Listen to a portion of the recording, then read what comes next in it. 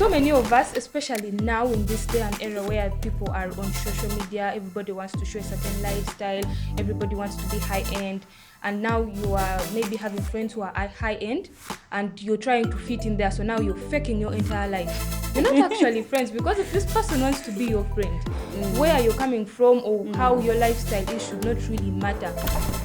We should be able to keep the regular communication. Yeah. If you want someone to check on you, practice checking on them.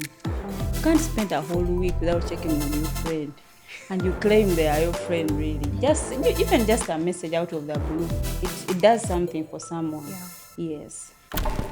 There are those people who say, now that I'm married, my friends are going to be married people only. Or now that I am working somewhere, I only have to have friends who are working. Or you get. Yes, but to nurture these friendships, you have to be able to adjust.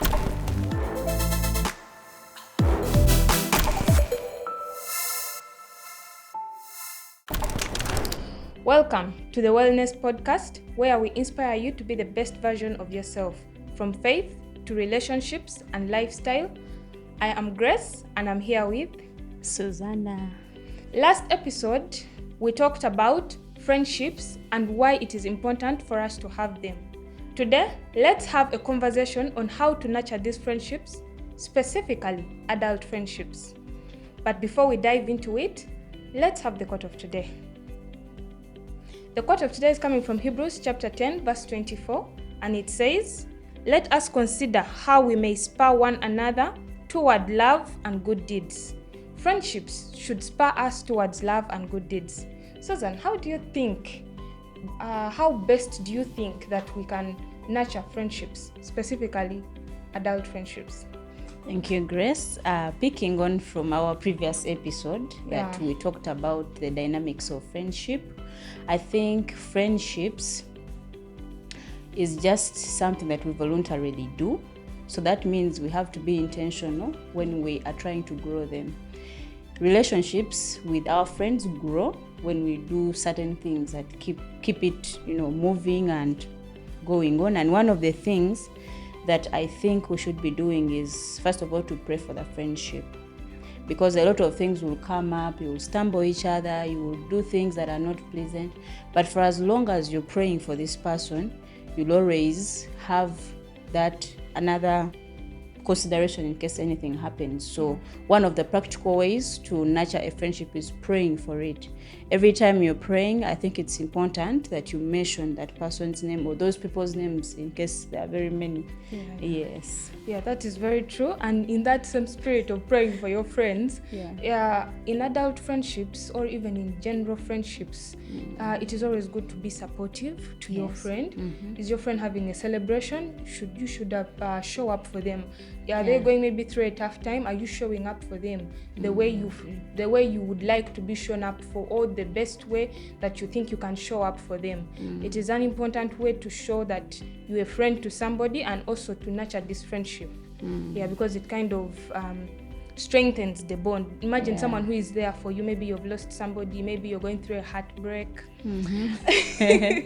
and somebody is there for you. You will not forget such a person. And also besides, you can also throw somebody birthday surprise. Just be there. Actually, she surprised me recently on my birthday. I'd completely forgotten about it, and it was sweet. Thank you. And another practical way that I feel we should nurture friendships is you showing gratitude. Don't take what your friend is giving you for granted, that she was supposed to give me money anyway because she's my friend. No.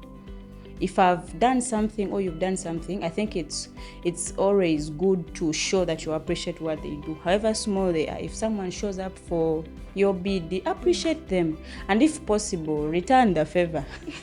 True. So I'm waiting for her birthday, then I can return the favor that she did for me. I'm waiting. Yes. I'm waiting. Anyway, I think another way is to be honest and open. A lot of times this comes in when it is a couple kind of relationship where people be like, you have to be honest with your partner. But it also applies to friendships. That if maybe, Susan, you've done something wrong to me, I can come down and I can come up to you, sit you down and tell you, Susan, what you did this and this, or what you said did not sit well with me. rather than me keeping quiet and saying, but how am I going to approach Susan? She may get annoyed. Yeah, and also then, maybe tell another person about it who wasn't even part of it. Yeah, so then that now will build resentment, which will destroy the friendship. And true. We are trying to nurture friendships here. Yeah, I also think we should be able to keep the regular communication. If you want someone to check on you, practice checking on them. You can't spend a whole week without checking on your friend, and you claim they are your friend. Really, even just a message out of the blue, it does something for someone. Yes, that is very true. And I think I have a small weakness there. I really find it difficult to make those phone calls, text. Okay, I really hate texting, so maybe phone calls, but even those I'm working on it. Yes. Yeah. Yes. And then I think in that we should also embrace change. Like when me and you we met the first time we became friends, should I say? We were both single. But now there have been some life changes, and Susan is not single anymore. And that means that our friendship has to change. It cannot be the way it was before, because now you have more responsibilities, and so you have more limited time than I do. So I cannot expect that anytime I call you, even if it's at 11 in the night, I'm like, hello Susan, are you there? We talk, have you come? No, it can't be like that, because things have changed, and the truth of the fact is that life changes. Exactly. Yes, today you might be married, tomorrow I might have a job, tomorrow I might be abroad. Now there is difference even in time frame. Yes, so the way life changes is the way we should also be flexible in our friendships. That now true. Because maybe someone has traveled, because someone has changed status, or because someone has a job, doesn't mean that now you're going to abandon this friendship. There are those people who say, now that I'm married, my friends are going to be married people only, or now that I am working somewhere, I only have to have friends who are working, or you get. Yes, but to nurture these friendships, you have to be able to adjust and understand that the dynamics of the friendship has totally or somehow changed, but doesn't take away the whole aspect of friendship. And I think also another way of nurturing friendships is the quality time that you spend. Once in a while, organize something together. You will have something to talk about. Organize a meetup, organize just something that you have that moment where you are alone, outside your work, outside your family, and outside any other thing, but for this your friend. It's just one way of building that bond that you have together.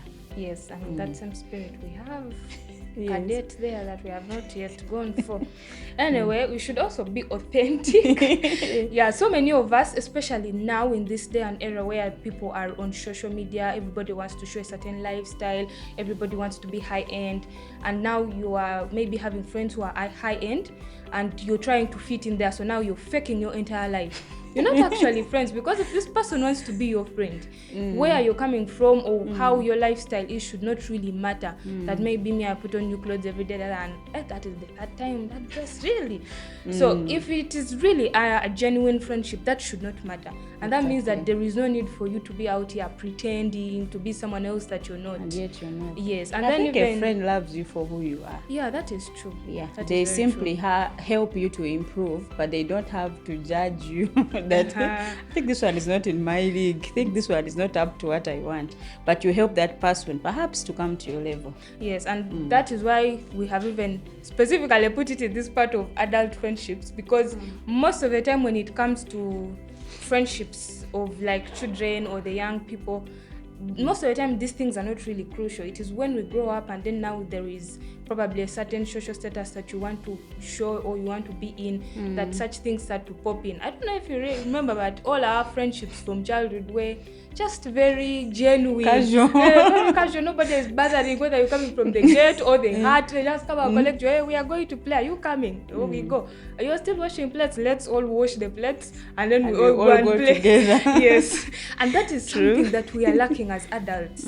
Being authentic is another way to nurture friendships, especially in this day and era where there are so many trends and so many people want to be something that they are not, try and fit into society and to try and fit into the trends that are moving on right now.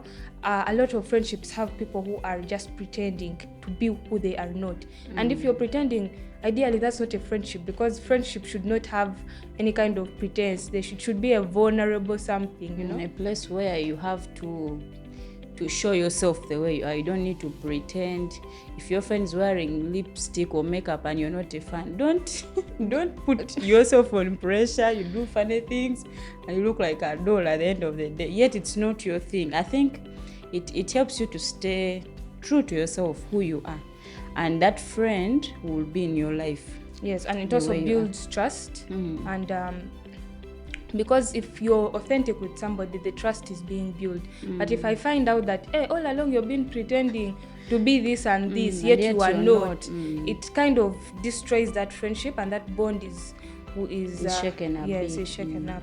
And I think it's also important for us to be patient. A lot of times in our romantic relationships, we tend to give people chances. Someone does something, you forgive them today. Does another thing, you forgive them the other day. So that special grace that you always offer to those romantic friendships of us, I think it can be the same grace that we extend to your friends. Don't just hurry to cut off people. So did something, cut you off at the end of the year or at the beginning of the year. You now begin to post quotes of fake friends, fake this, you know, just because someone did something once and you feel like they are the worst people ever, and yet in your romantic relationships you're being hurt many times and you choose to give that person grace. So it's also something that we can extend to our friends, that okay, Grace has done this, but this is not how she's been. Maybe it was a mistake. I think we should be able to extend that grace to our friends as well. Yeah, that is so true. And I also think respecting boundaries is also important in nurturing, because just because someone is your friend doesn't mean you should be nosy. Exactly. You are all over the person's business. If someone says we are friends, but please my phone, don't check it.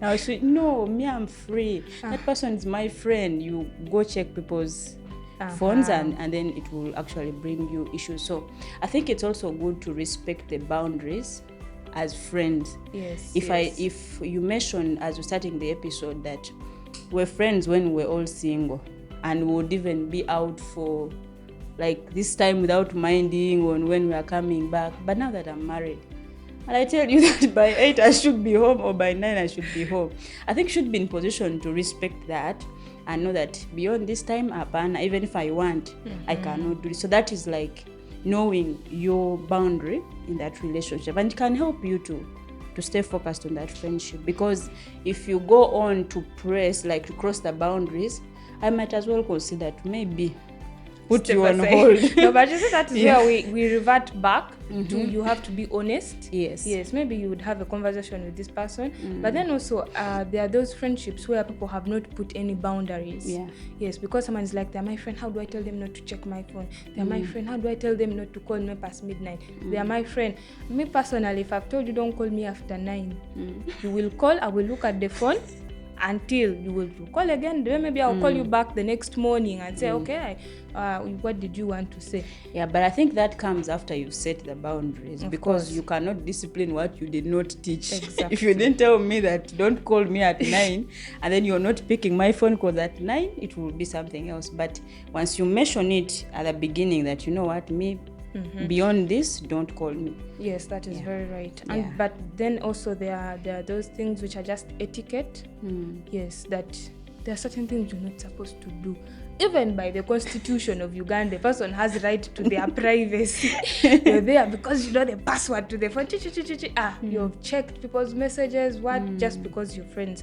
So setting boundaries and respecting those boundaries is a good way to nurture friendships. Now we have given so many ways in which we can nurture our friendships. I hope you have learned something. I hope you're going to be out there nurturing friendships, because it is important to have friendships and a support system. Thank you for watching the Wellness Podcast. I hope you were blessed.